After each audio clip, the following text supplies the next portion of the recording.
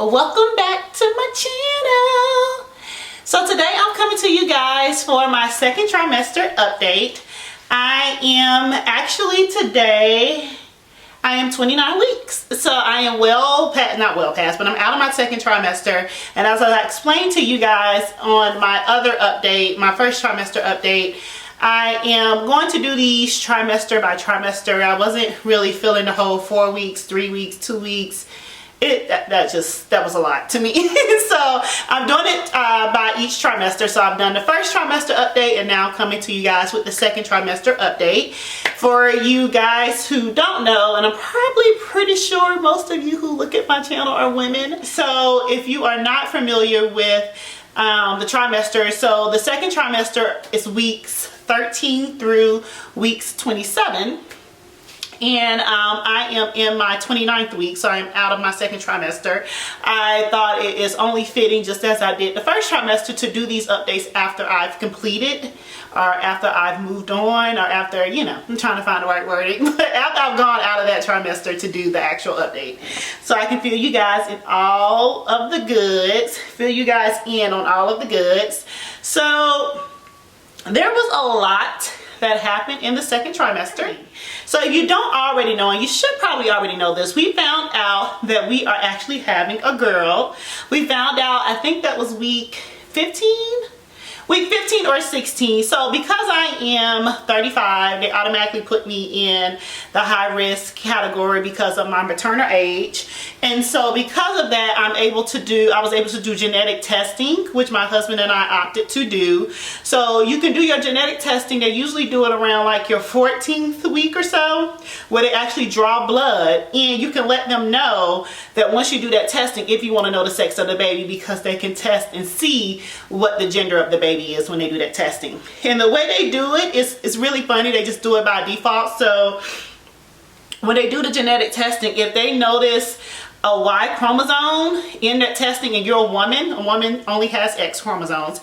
So if you're a woman and they pick up a Y chromosome, then they know you're having a boy. But if you're a woman and they don't pick up any Y chromosome, all they pick up is X, then they know you're having a girl. So we were told that we were having a girl. If you go back to my first trimester video, where I actually spilled the beans when I was updating it that we were having a girl, because I've actually done the naming video and all of that, so you know her name is Charlotte. So, I think it's only fitting to give you guys the full second trimester update because this all happened in the second trimester. But if you look back at that video, you see me talking about how my husband was so adamant that we were having a girl. And he was right. He was very right. So it was funny when we got the news, because I was very neutral in the beginning, seeing as though I don't have any biological kids. I was like, it doesn't really matter. I can have a boy, I can have a girl. I'll be fine with either, as long as they come out healthy. But because my husband was so adamant that we were having a girl, I started getting that in my head. And so when the lady told us, they told us on the phone, and so when she told us, I screamed because I was so excited. I didn't know that was going to even be my reaction. But anyway, so we're having a girl. Her name is Charlotte Gianna. And I'm really, really excited to be having a little girl.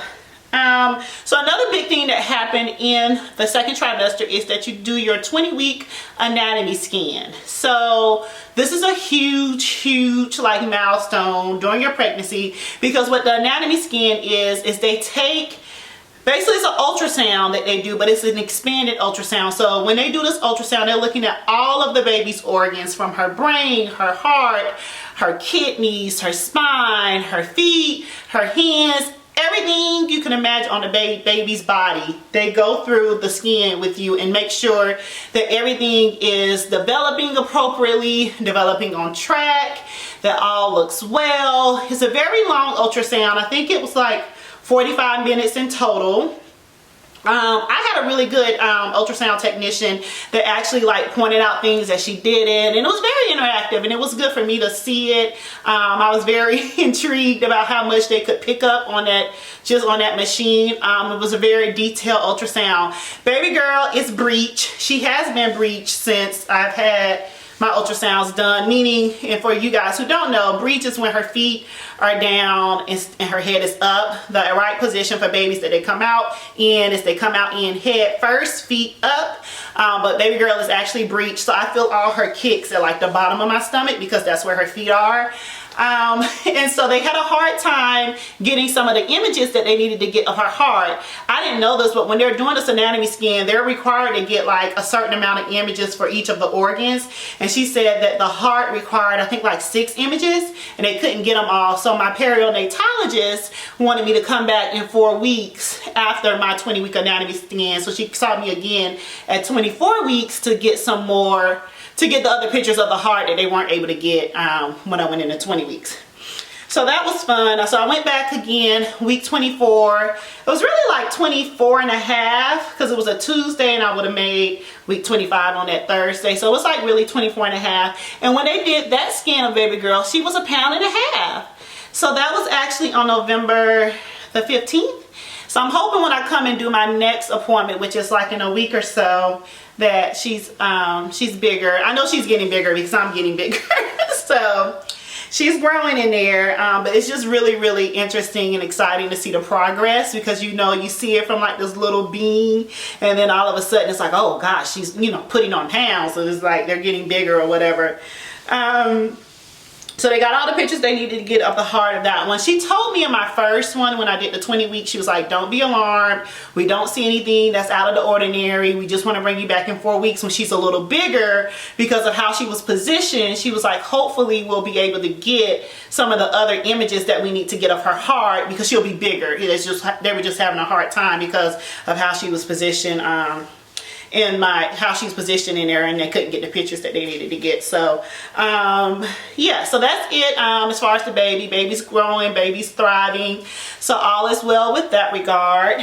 I can say, as far as me, I have not had a lot of crazy symptoms. As you guys know, I still haven't had like crazy cravings or anything out of the ordinary, but weeks 22 and 23, I started getting this pain, right? And so it was like a pain that was like in my pelvis area, and it rotated down to my legs and like in the crotch area. Sorry, this may get a little bit TMI for some of you guys, but for other women out there looking at this who could kind of know what this is when they see it, or if they're pregnant and kind of know the symptoms. But anyway, so it was pelvic pain in like in my pelvic area. It felt almost like my bones were like grinding against each other. At first I was like, oh, it's just round ligament pain, which, as you guys know, you get like around your sides and into your groin area because it's your uterus stretching. But this pain also happened like in my vagina area. Excuse me, in my vagina area to my rectum. And it got so bad to the point where I could not put my pants leg on one at a time. Like I had to sit down on the bed to put my pants leg on. It hurt to just walk.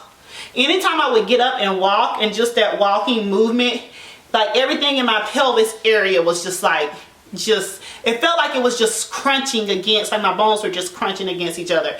Very, very, very painful. So when I went for my OB appointment, I brought it up to her and told her my symptoms or whatever, and she was like, it was pelvic girdle pain. So for you women, it's not, pelvic girdle pain is not just round ligament pain. Pelvic girdle pain is probably like a step up from round ligament pain. And the only way that it could help, only thing that she could tell me to do was like, just when I'm doing movements as such as like turning over in the bed, because it even got to the point that even when I turned over to my other side in the bed, like that hurt. I couldn't even do that. And she was saying you just have to do everything slower and just be more cautious of your movements. And she told me to get a pelvic support belt, and that really helped. And so that was weeks like 22 to 23, and it went on to about week 25, and then by week 26 I starting to ease up a little bit. So it has not been as bad. I do notice, like if I do a lot of activity that day, it does flare up, and she did say that rest is like one of the primary things they tell women to do who have pelvic girdle pain. Just rest, because if I'm sitting down not moving, I'm fine. It's not like a headache where it's like a throbbing pain. No, I have to do some type of movement where my legs are involved to cause this pain to happen. So she was like, the best thing is for you to rest. She was like, I don't, you know, some people can go to a specialist, and I forget the name of the specialist, but if I can look it up, I'll put it here, to get like therapy and know the different exercises and stuff to do. But since mine's kind of left on its own, I didn't really see the need to do that. Again, I know that it is me needing to rest, because I know after I got that diagnosis from her and that recommendation to rest, and then I did the pelvic support belt, I've been on the up and up since then. So that's been really good. So glad I got that settled, because I was really worried. It doesn't cause any harm to the baby either, so that's one thing to note. So the baby's fine. The baby was fine. It wasn't causing her any issues. It was just bothering me. It was just painful for me. Let's see what else has been going on. So my hair and nails have been thriving. I literally went to the salon today, and it's the reason I wanted to film this video. I was like, oh, my hair be fresh, let me just go home and, you know, film the video and get it over with, because I've been meaning to film it. But my hair's been growing like crazy, like out of this world craziness, and I'm excited, but then I'm also kind of sad, because I know probably after she gets here, like months 2 or 3, I'll have that postpartum shedding. I'm not looking forward to that. But my hair's been thriving, my nails have been thriving, my skin, not so much. So my skin has been very like rashy and dry, and I've been using this butter from Target. It's like a raw sugar butter, and it's been helping. But when I say I have to lather that stuff on, I have to lather it on, or otherwise my skin is like very itchy and just not good. I still do not have any stretch marks, surprisingly, on my stomach, so that's been good. But like my regular skin, like I'm talking about like my legs and thighs, have been very, very rashy and itchy, so that has not been fun. But all I've been doing now is like slathering myself in that butter, and that's been kind of helping with that. Sleeping hasn't been good, but I'm not the best sleeper as it is, so I don't really know if it's the baby or if it's just me, or a combination of both. So I did at one point buy a pregnancy pillow, which is like that I brought the full body pregnancy pillow. I had to take that thing back. It was too big. It took over our whole bed. It was too bulky. I didn't feel like it helped me in any sense sleep better, so I ended up taking it back. My best friend did tell me about the little wedge you could get, so I think I actually may purchase one of those little pregnancy wedges, where when I'm laying on my side, I can just have the wedge like up against my stomach, and that may help me a little bit. I may try that out, because the pregnancy pillow, that full body one, did not work for me. It was too bulky. It did not work for me at all. And yeah, that's really it. I mean, so I'm just cruising along. I cannot believe this pregnancy is blowing my mind. I cannot believe I'm in my 3rd trimester. And I can't wait to come and show you, give you guys update on my 3rd trimester, because I've been having a lot of stuff happening in these last few weeks. But wait for the 3rd trimester update after, you know, right before I go in and have the baby, and I'll film that. But so far, so good. Just progressing along. I can't wait till January to get here. I feel like with the holidays, Thanksgiving, and then Christmas, I'm just gonna it's just gonna speed on by. So right now I'm in preparation mode. So right now I've signed up. This Saturday I take my first breastfeeding class, which I'm very excited about. I've signed my mom up for grandparents class. She takes that in December. I have signed my husband and I up for the hospital tour, to tour the hospital and like the rooms in the ward of where I'm going to be having the baby. And then the other 2 classes I have to sign up for is baby essentials for my husband and I, and then CPR and choking for my husband and I, and then we'll be done. So I'm really in prep mode. I've been reading a lot of breastfeeding books and just trying to prepare myself for that. I actually got my breast pump in through my insurance. I ordered it through my insurance. I got the Spectra 2 after my research and talking with like my best friend and some other people. They said that was like one of the best pumps. It's very like it's like a hospital grade pump, and so it's really efficient. So I got that one. But now that I'm thinking about it, I think I'm going to try to get, probably before I go back to work, a second pump to keep at work, because I don't know if I don't think I'm going to be feeling like transporting that one pump back and forth from home to work and all that stuff. So anyway, like I said, my mind is like running on 1,000. I'm in prep mode. We have so much stuff that we've gotten from her baby shower and all of that, so I'm trying to organize her room.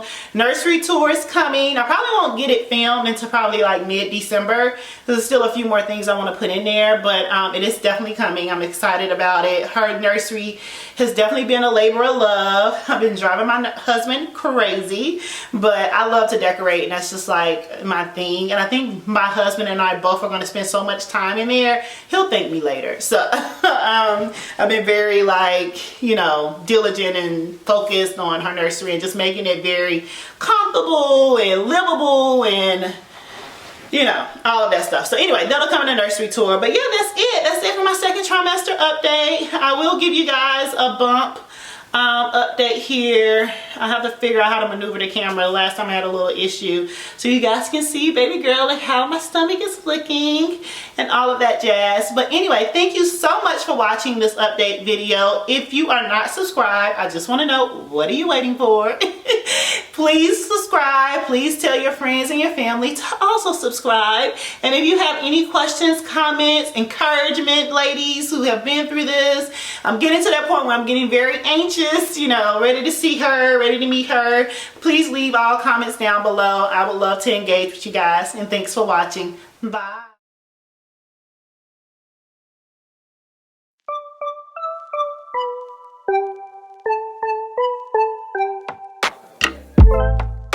I finally stopped running now. With you I found my peace somehow. Let go of every thought that was holding me back. Yeah, I'm in love with you in every way. That joy you give me every day.